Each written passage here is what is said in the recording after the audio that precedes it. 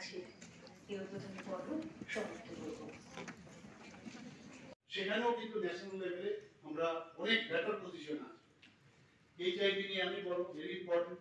Drug এডিকশনের জন্য বারবার আমি যেটা বলছি যে প্রতিটা আমাদের বাজেট আমরা বলেছি ড্রাগ যে এডিকশনকে আপনি মানুষ মরে অপরচুনিস্টিক এই বিষয়গুলো বলা, ইন্ট্রাভেনাস ইনজেকশন দিলে কি হয় তার জন্য আমাদের যে সংস্থা আছে তারাও কাজ করছে, কিন্তু আমাদের অ্যাওয়ারনেসের বিষয়ে নিশ্চয়ই আপনারা কথাবার্তা বলবেন, সবাইকে আপনারা এই বিষয়ে জানাবেন।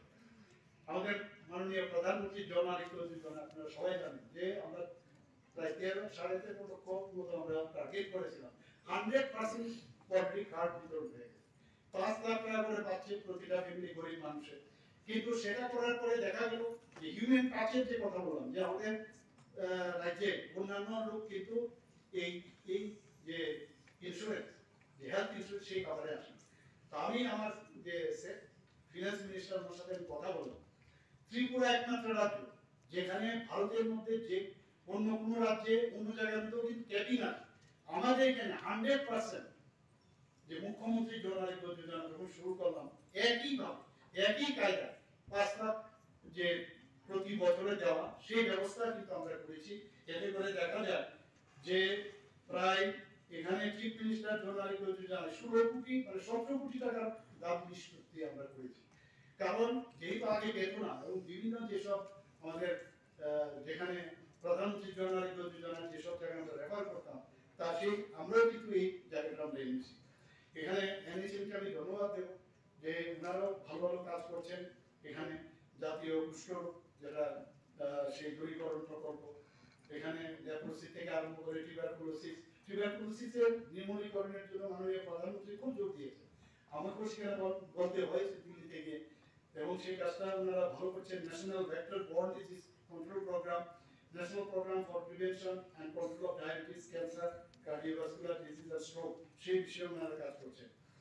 আমি এখানে আরেকটা বিষয় আপনাদের সামনে আমি রাখতে চাই, এগুলো তো করছি আমাদের সরকার আসার পর স্বাস্থ্য ব্যবস্থা যাতে আরো বেশি স্ট্রং হয় সেই চিন্তা ভাবনা করছি। বহু এখানে আইন শৃঙ্খলা থেকে বিরোধীরা তো বলবে, আমি বলেছি কয়েকদিন বাদে বেরোবো কোন কোন জায়গায় কতগুলো খুন হয়েছে, সবার বাড়িতে আমি যাব, গিয়ে গিয়ে জিজ্ঞেস করবো কিভাবে আপনাদের নৃশংসভাবে হত্যা করা হয়েছে, কিভাবে মেয়েদের তাদের সম্ভ্রম যে মানে সেখানে নষ্ট হয়েছে তাদের তাদের সম্পর্কে আমি ওনাদেরকে বলবো।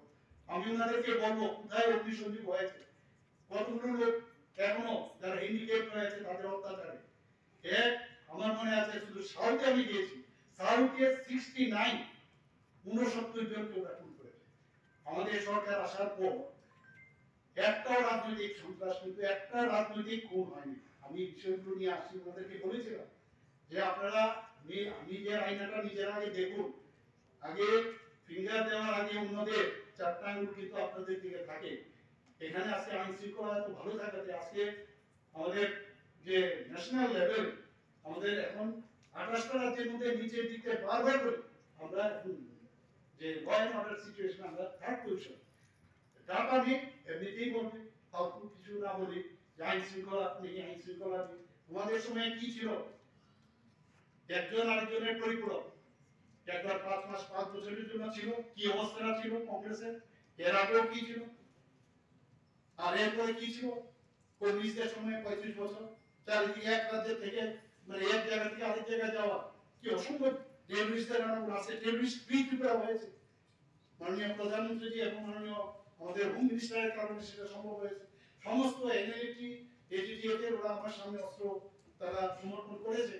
তো সেই জায়গায় এখন ত্রিপুরা কিন্তু একটা শান্তি জায়গা, মানুষ বাইরের থেকে আসছে এখানে, ওরা বিনিয়োগ করতে চাইছে আমাদের এখানে। আমরা অলরেডি জায়গা দিয়েছি মণিপুর থেকে, মণিপুরের যে অবস্থা সেখানে ওরা থাকতে চাইছে না, ওরা বলছে আমরা এখানে বিনিয়োগ করবো এবং তাদের জন্য আমরা জায়গা দিয়েছি। আরো অনেক মানে হেলথ সেক্টরে আরো যারা সুপার স্পেশালিটি কাজ করতে চাই তাদেরও আসছে এখানে। আমি আইএলএসএ ঢুকতে বাদিকের যে জায়গা জমিটা আছে সেটাও আমি অলরেডি প্ল্যানিং করেছি এবং তার জন্য আমাদের বাজেটও আমরা রেখেছি। একদম আধুনিক মানে একটা আই হসপিটাল সেখানে করা হবে এবং সেখানে 100 বেডের হসপিটাল করা হবে, সমস্ত সুযোগ সুবিধা যাতে বাইরে আয়ের জন্য কেউ না যেতে হয় সেই ব্যবস্থা আমরা করছি। আমি চাই যে এই যে আমাদের যে উদ্যোগ, সেই উদ্যোগের সাথে আপনারাও সবাই মিলে আমাদের সাথে সামিল হবেন এবং বাস্তবটা আপনাদের বুঝতে হবে যে কে আপনাদের সাথে ছিল, কে আপনাদের সাথে আছে, কিভাবে আছে, ছিল আর এখন কিভাবে আছে। আমি আজকে এই যে programme same level training of medical officer, dental nursing officer and community যে health officer, national oral health programme, national health mission, Indian mental অ্যাসোসিয়েশনের এই উদ্যোগে আমি ধন্যবাদ দিয়ে এবং এই যে প্রোগ্রাম সেটা সাকসেস হোক সেটা আমি আশা করি। আমি বক্তব্য শেষ করছি। নমস্কার। জয়